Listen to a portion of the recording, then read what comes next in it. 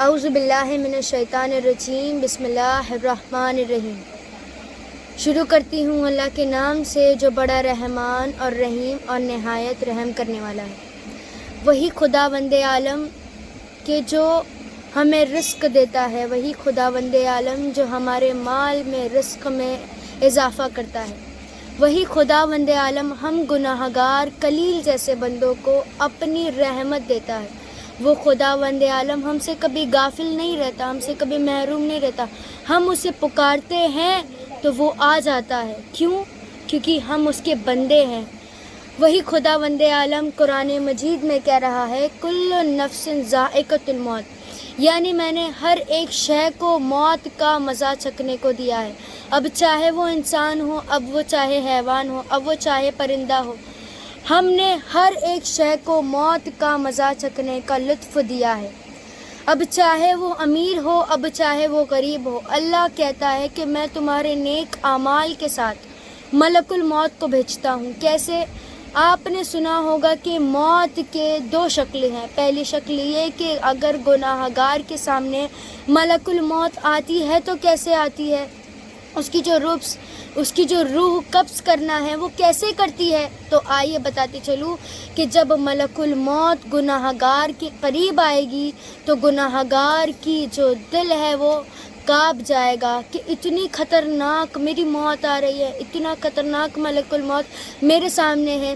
تو ملک الموت کہے گا یہ میں نہیں، یہ تمہارا اعمال ہے کہ جو تمہیں آج میرے سامنے لے آیا ہے، آج تمہیں تمہارے سامنے برے برتاؤ میں لے آیا ہے۔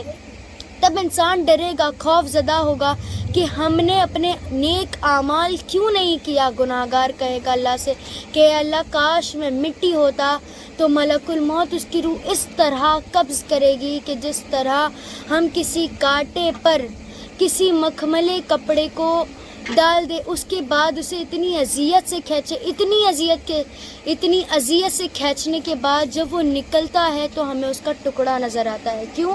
کیونکہ وہ جو کانٹا تھا، وہ جو جھاڑ تھا وہ کانٹے کا جھاڑ تھا، وہ جو درخت تھا وہ کانٹے کا تھا، اس لیے وہ جو کپڑا تھا وہ مخمل تھا۔ اسی طرح ہماری روح ہوتی ہے۔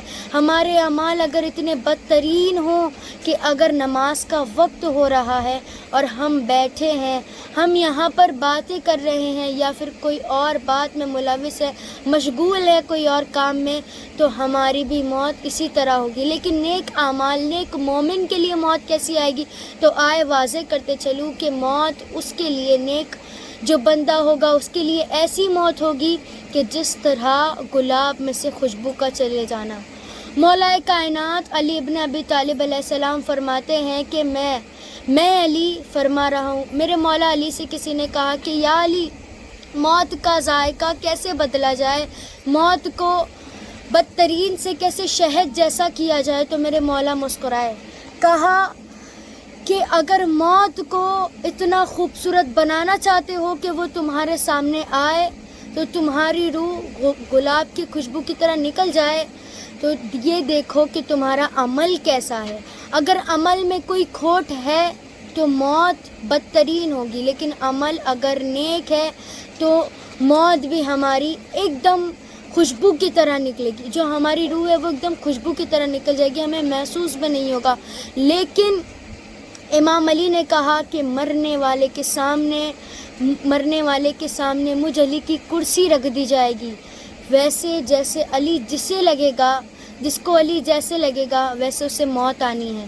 اب سوچے کہ اپنا اعمال ویسا بنا لے کہ مولا کائنات آپ کو دیکھتے ساتھ ہی خوش ہو جائے۔ یہ نہ ہو کہ ہم لوگ بدترین کام میں مشغول تھے، ہم نے سوچا ہی نہیں کہ نماز کا وقت نکل گیا، ہم نے نماز کو پولائٹلی لیا۔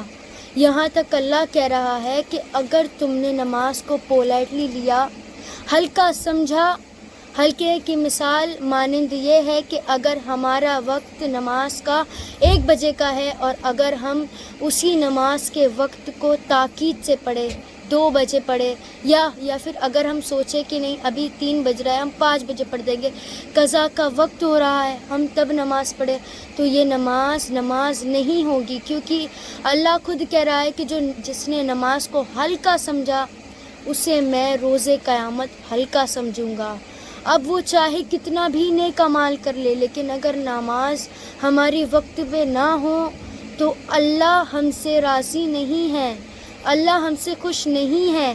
اگر ہماری نماز میں کوئی کھوٹ ہو، اگر ہمارا دل یہ کہہ رہا ہے کہ نماز پڑھ لو، وقت ہو رہا ہے، تو نماز پڑھ لیجئے، کیونکہ اگر ہم وقت پر نماز پڑھیں گے تو یقیناً ہمارا وقت کا امام بھی ہم سے خوش ہوگا۔ وصلی اللہ محمد وآلہ الطاہرین۔